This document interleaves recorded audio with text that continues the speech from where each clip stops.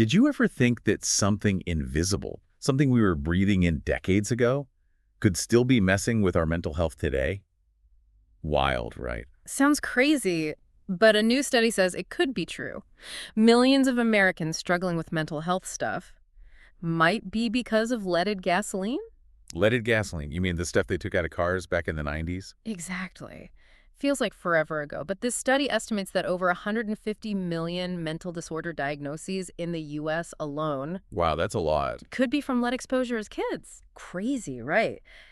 It makes you think about how long environmental pollution sticks around. So we're talking huge numbers of people, right? Like, what percentage of the population are we even talking about? We're talking almost half of all Americans alive today. They could be dealing with the effects of lead from childhood. It's hard to even imagine. Okay, for those who need a refresher, remind us about the leaded gasoline days. Okay, so leaded gasoline was the norm in the U.S. for decades, starting in the 1920s, and only got fully phased out in the 1990s. Think about how much lead got pumped into the environment during all those years. And what makes lead so bad, especially for kids? Lead is a neurotoxin. Basically, it messes with brain development, affects thinking, behavior, even personality traits like how conscientious you are or Conscientiousness. yeah, like how organized and responsible you are, or how neurotic you are. Neurot. Neuroticism is basically how prone someone is to negative emotions, like anxiety and worry. Imagine lead exposure maybe making someone more anxious or reactive emotionally. I mean, I get anxious just thinking about that. Yeah. But you mentioned this study is about leaded gasoline. Didn't we have other sources of lead back then, too? Oh, absolutely. The study doesn't account for lead paint in old houses or bad water, so the actual impact could be even bigger. That's scary. Okay, so we talked about the big picture, but let's zoom in a little. Someone exposed to lead as a kid, what should they watch out for? The thing is, it's not always clear-cut. Lead can show up in all sorts of ways, from little changes in behavior to bigger things like anxiety, depression, even ADHD. Wait, so someone could be struggling and have no idea it's because of lead from their childhood. Yeah, totally possible. And that's why this research is so important. It's about awareness, helping people understand why they might be struggling. It's a lot to take in. Makes you wonder, right? But at least we know now, so what can we do about it? Exactly. First step is knowing. Then the question is, what can we actually do? Okay, good point.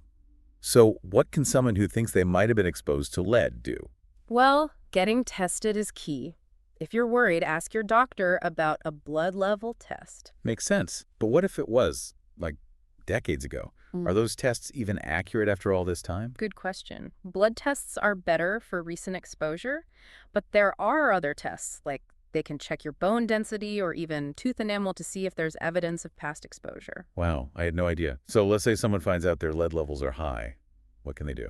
Okay, so we can't undo past exposure, but there are ways to, lessen the impact. Chelation therapy is one option. It uses medicine to bind to the lead in your body and get rid of it. I've heard of that. But isn't there some debate about how well it works? Yeah, it can be effective, especially for acute poisoning. But for long-term effects, the jury's still out. It's definitely something to discuss with a doctor, see if it's right for you.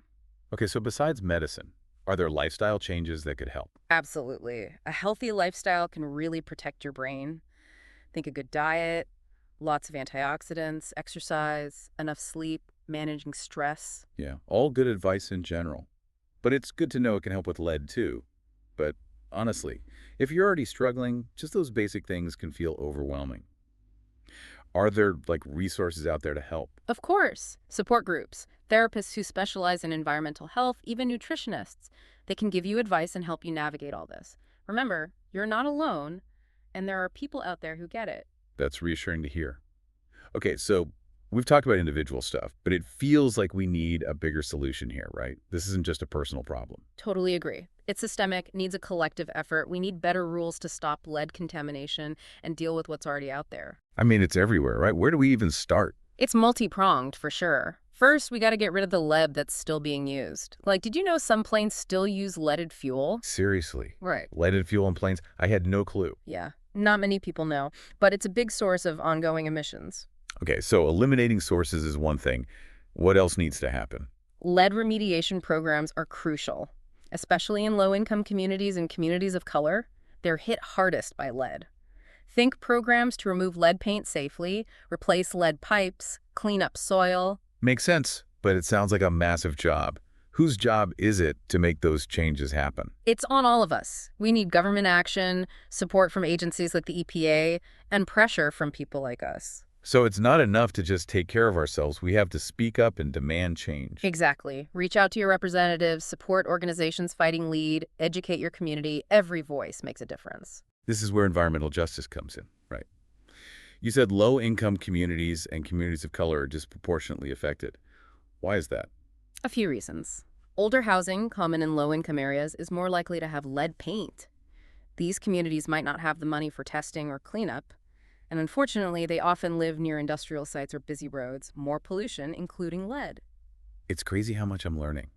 I knew lead was bad, but I never realized how much it affects our minds and how big of a problem it still is. Yeah, it's like a silent epidemic, and the more we find out, the clearer it is. We need to do something now. This has definitely been a wake-up call for me. What stood out to you the most? For me, it's realizing lead's impact goes way beyond just physical health. It can shape who you are, how you act, maybe even your whole life. That's a lot to think about. It makes you wonder, like, how much of the stuff we struggle with as individuals and as a society could go back to this one thing. Totally. And that's why we can't just ignore it. We have to keep pushing for a future without lead for everyone. This has been fascinating, but also kind of intense. What's the main takeaway you want our listener to walk away with? It feels like we've barely scratched the surface here. But one thing's for sure, lead exposure isn't just history, it's still affecting us.